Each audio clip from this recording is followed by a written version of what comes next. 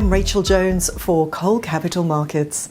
Friday's economic data will include a final reading of German inflation for October, but the key number will be the latest three-month UK GDP figures. The British economy is expected to be in a recession with a minus 0.5% figure, and the actual result will determine how the exchange rate moves. As you can see from this daily Eurgbp chart, it's hinting at further lows for the pair, and that could see strength for the British pound. A better than expected GDP growth loss for the 3 months to the end of September could be the catalyst for that. A smaller than expected final reading for German October inflation would also provide the spark.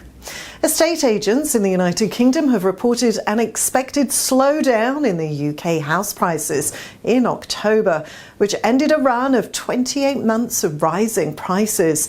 CNBC was bearish on the longer-term prospects for the UK currency, saying a historically weaker pound on a medium to long-term basis has a variety of impacts on the UK, with the most important being on imports, which are more expensive, while exports should be more competitive. Professor of Economics at Brown University, Mark Bly, says the problem is that the UK is very import dependent. Almost 2/3 of food is imported. So a 10% decline in the real effective exchange rate really translates quickly into higher food prices.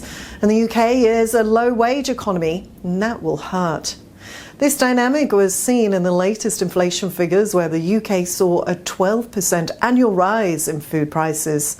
Higher inflation has also meant that wages have slowed for the British economy this year.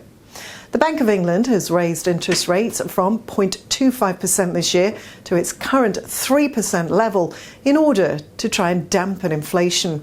However, last week, the Bank of England chief economist said that interest rates would have to rise further in order to keep inflation at bay.